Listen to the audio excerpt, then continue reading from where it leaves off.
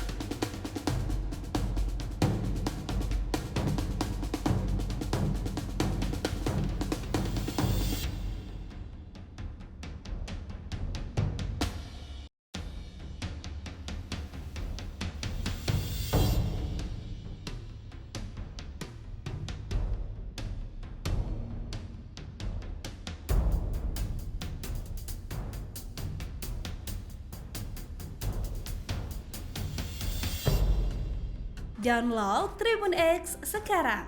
Menghadirkan lokal menjadi Indonesia.